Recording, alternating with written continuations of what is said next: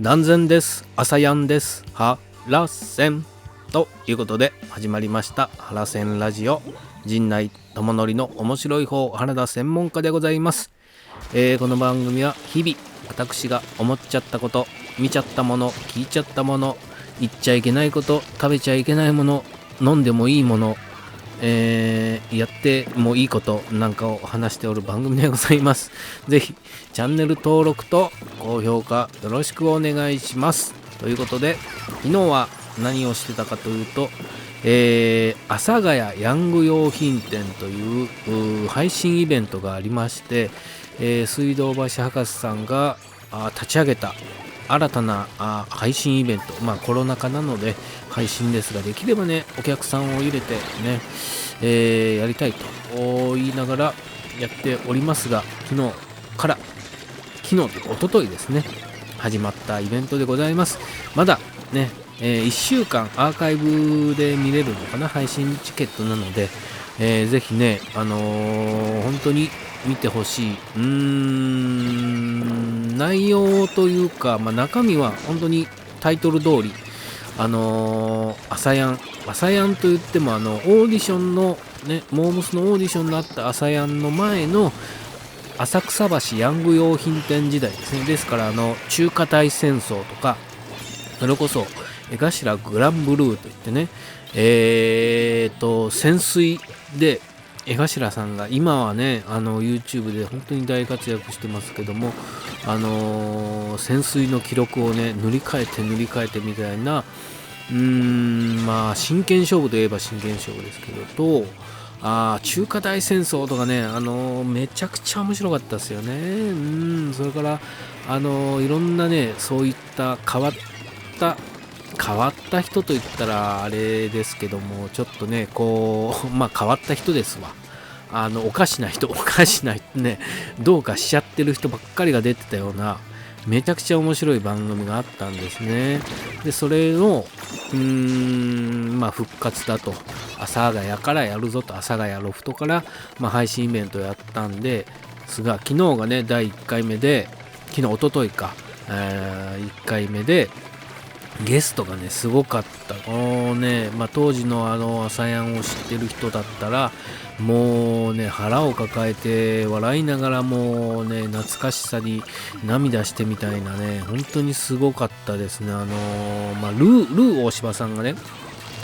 ゲストで出てきたんですけど、これがまた本当に面白かったですね。当時のね勢いというか、こうなんていうんですか、ギトギトしたね油ぎっしゅなね、なんて言ったらいいんだろう、揚げたてのとんかつや天ぷらのようなパリパリしたサクサクしたね感じからなんて言ったらいいんだろうな、カツで例えたらそうだな、カレーのかかったね、ちょっとこう衣も馴染んできてね、いい感じにしっとりとした感じのルーさん。それでも当時のマニョマニョとかね曲がかかったりすると、キレキレでキレキレでしたねなんてところがあったりで、全然知らなかったルーゴのルーツですよ。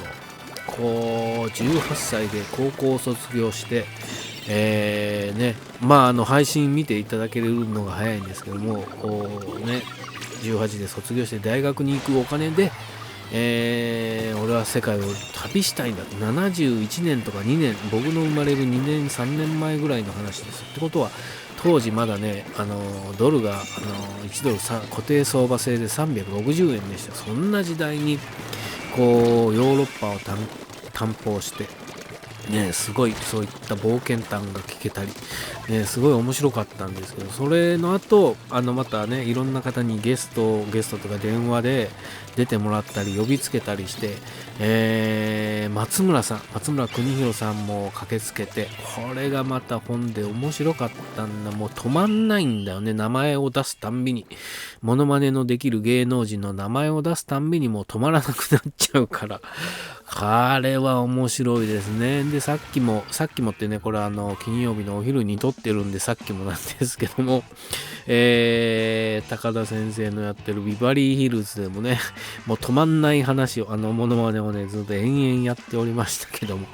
まあ、みたいなことがあって、そのね、朝やん、始まりまして、僕は何をやってるかといったら、オープニングの映像をね、作らせていただきまして、これがね、なかなか、春のからっ風という泉谷しげるさんの曲なんですけども、違うバージョン、まあ違うアーティストが歌ってやってるやつが、まあ、あるんですけども、これがね、すごくいい曲で、僕知らなかったんですけど、これすごくいい曲で、まあ春のからっ風っていうくらいなんで、春に適した曲ではあるんですが、いろいろ最近の水道橋博士さんのごたごたというか、炎上に関するというか、過去にもあったことなんかがこうね、歌詞に反映されている、歌詞のまんまじゃないかみたいなところでその曲を選んで、ってことだったので、それに映像をつけるんですけども、これをね、この解釈をするのにすごく時間がかかりましてね、大変でしたね。まあ読み解くというか、歌詞の内容と映像と、まあタイポグラフィーというか、ああいうのをね、こう、組み合わせるのにすごく悩みましてね、最初はプレーンで文字だけでこうね、なんて言ったらいいんだろうな、歌詞を、春のからっ風なんで、まあ、からっ風っぽくこう表現したいなと、ね、あまり重たくならないようにとか、みたいなことを考えてやってたんですけどね、これなかなか完成したらね、素晴らしい、自分で言うのもなんですが、久々のね、できたというね、素晴らしいものになったんで、ぜひね、配信を見ていただきたいな、思っております。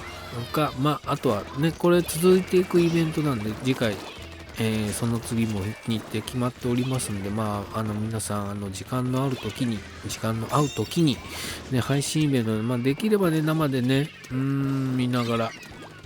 こう、チャットなんかできるのかな、あれは。やっていただきたいなとは思いつつ、いやー、非常に面白いイベントに、協力できて僕も大満足で、それからね、次回は、芸人春秋大読書会といって、僕も今読んでまして、まだ、文庫版の2、単行本のはね、もう全部読んでるんですが、文庫版が出たばっかりで、まだ3読み始めてないんですが、2のね、まだまだ半分ぐらいですかね。昔に読んだそれからね、もう日数経っておりますが、その後の話とかね、まあ解説がね、非常に良かったダース・ベイターさんの解説と、ね、3の解説をね、先に読むかどうしようか、全部読んでからにしようかな、悩みながら2を読み進めているんですが、いやー、久しぶりに照英さんの話とか、三股さんの話はやっぱりね、もう何度読んでも面白いっすね、本当に。あと、江頭さんの話も出てくるんですけどね、江頭さんもね、これ、面白いんですよ、本当に。面白いですね。それから、まあ、あの辺の話ね、車にまつわるね、あの辺のお話とか、本当に、こう本でも書かれているようにこう星座理論ですね、点と点が線で結んで全く別のこと事象人のことだと思っていたのがある一点というかね、で線で結ばれて、その線がね次々と増えていく、こう星座のようにこう浮かび上がるというね、そういった話なんですけども、本当にね、面白いですね。だから、まだこれは線でつながってない点ではあるけれど、いずれどこか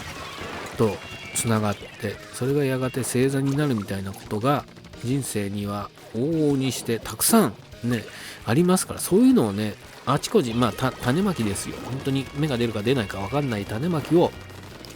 あちこちでしておくと、こうね、知らず知らずのうちに発芽してね、芽が出て、それがやがてね、木となり枝となり、その枝と枝がつながってみたいなことになりますのでね、っていうことも、読んでてね面白いなというのと、そういった星座の出来上がった星座が、朝やんでもあるのかなと